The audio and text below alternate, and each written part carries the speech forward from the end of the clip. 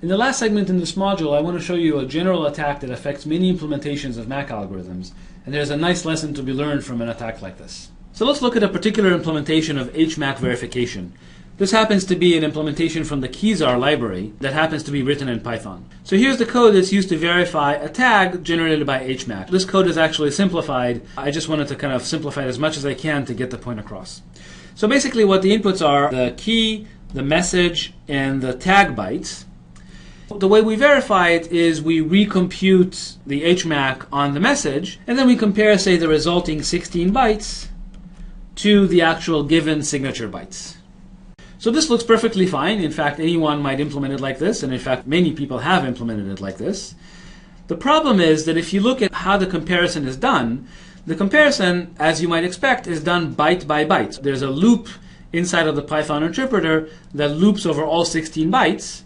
And it so happens that the first time it finds an inequality, the loop terminates and says the strings are not equal. And the fact that the comparator exits when the first inequality is found introduces a significant timing attack on this library. So let me show you how one might attack it. So imagine you're the attacker and you have a message M for which you want to obtain a valid tag. Now your goal is to attack a server that has an HMAC secret key stored in it. And the server exposes an interface that basically takes message MAC pairs, checks that the MAC is valid. If the MAC is valid, it does something with the message. And if the MAC is not valid, it says reject. Okay, it sends back to the originator the message reject. So now this attacker has an opportunity to basically submit lots of message tag pairs and see if it can deduce the tag for the particular message for which it wants a tag. And here's how we might use the broken implementation from the previous slide to do just that. So what the attacker is going to do is submit many message tag queries where the message is always the same, but with the tag he's going to experiment with lots and lots and lots of different tags. So in the first query, what he's going to do is just submit a random tag along with the target message. And he's going to measure how long the server took to respond. The next query that he's going to submit is he's going to try all possible first bytes for the tag. So let me explain what I mean by that. So the remaining bytes of the tag that he submits are just arbitrary. It doesn't really matter what they are. But for the first byte, what he'll do is he'll submit a tag starting with the byte 0. And then he's going to see whether the server took a little bit longer to verify the tag than before. If the server took exactly the same amount of time to verify the tag as in step 1, then he's going to try again, this time with byte set to 1. If still the server responded very quickly, he's going to try with a byte set to 2. If the server responded quickly, he's going to try with a byte set to 3, and so on, until finally, let's say when the byte is set to 3, the server takes a little bit longer to respond. What that means is actually when it did the comparison between the correct MAC and the MAC submitted by the attacker, the two matched on this byte, and the rejection happened on the second byte. Aha, so now the attacker knows that the first byte of the tag is set to 3, and now he can mount exactly the same attack on the second byte. So here, it's going to submit a tag where the second byte, here, let me use a different color. So it's going to submit a tag when the second byte is set to 0, and it's going to measure whether this took a little bit longer than in step 2. If not, he's going to change this to be set to 1, and he's going to measure if the server's response time is a little longer than before. Eventually, let's say when he sets this to, I don't know, when the byte is set to 53, say, all of a sudden the server takes a little bit longer to respond, which means that now the comparator matched on the first 2 bytes, and now the attacker learned that the first 2 bytes of the MAC are 3 and 53, and now he can move on and do the exact same thing on the third byte, and then on the fourth byte, and so on and so forth, until finally the server says, yes, I accept, you actually gave me the right MAC, and then it will go ahead and act on this bogus message that the attacker supplied. So this is a beautiful example of how a timing attack can reveal the value of a MAC, the correct value of the MAC, kind of byte by byte, until eventually the attacker obtains all the correct bytes of the tag, and then he's able to fool the server into accepting this message tag pair.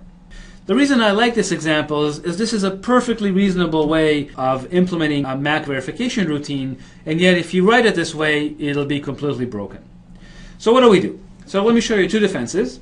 The first defense, I'll write it again in Python, is as follows. And in fact, the Kezar library exactly implemented this defense. This code is actually taken out of the updated version of the library. The first thing we do is we test if the signature bytes submitted by the attacker are of the correct length. say for HMAC this would be, say, 96 bits or 128 bits, and if not, we reject that as an invalid MAC.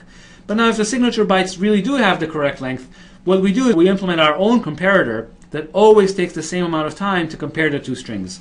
So in particular, this uses the zip function in Python, which will essentially, if you are giving it two 16-byte strings, it will create 16 pairs of bytes. So it will just create a list of 16 elements where each element is a pair of bytes, one taken from the left and one taken from the right. And then you loop through this list of pairs. You compute the XOR of the first pair and you OR that into the result. Then you compute the XOR of the second pair and you OR that into the result. And you notice that if at any point in this loop 2 bytes happen to be not equal, then the XOR will evaluate to something that's non-zero, and therefore when we OR it into the result will also become non-zero, and then we'll return false at the end of the comparison. So the point here is that now the comparator always takes the same amount of time. Even if it finds a difference in byte number 3, it will continue running down both strings until the very end, and only then will it return the result. So now the timing attack supposedly is impossible. However, this can be quite problematic because compilers try to be too helpful here. So an optimizing compiler might look at this code and say, hey, wait a minute, I can actually improve this code by making the for loop end as soon as an incompatible set of bytes is discovered. And so now optimizing compiler could be your kind of Achilles heel when it comes to making programs always take the same amount of time. And so a different defense, which is not as widely implemented, is to try and hide from the adversary what strings are actually being compared. So let me show you what I mean by that. So again, here we have our verification algorithm. So it takes as inputs a key, a message, and a candidate MAC from the adversary. And then the way we do the comparison is we first of all compute the correct MAC on the message. But then instead of directly comparing the MAC and the signature bytes from the adversary, what we're going to do is we're going to hash one more time. So we compute a hash here of the MAC, we compute a hash of the signature bytes. Of course, if these two happen to be the same, then the resulting HMACs will also be the same, so the comparison will actually succeed. But the point is now, if sig bytes happen to equal MAC on the first byte but not on the remaining bytes, then when we do this additional hash layer, it's likely that the two resulting values are completely different, and as a result, the byte-by-byte comparator will just output on the first iteration. The point here is that the adversary doesn't actually know what strings are being compared, and as a result, he can't mount the timing attack that we discussed earlier. Okay, so this is another defense. At least now you're not at the mercy of an optimizing compiler. The main lesson from all of this is that you realize that people who even are experts at implementing crypto libraries get this stuff wrong. And they write code that works perfectly fine, and yet is completely vulnerable to a timing attack that completely undo all security of the system. So the lesson here is, of course, you should not be inventing your own crypto, but you shouldn't even be implementing your own crypto because most likely it'll be vulnerable to these side channel attacks. Just use the standard libraries like OpenSSL. Kezar is actually a fine library to use that would reduce the chances that you're vulnerable to these types of attacks.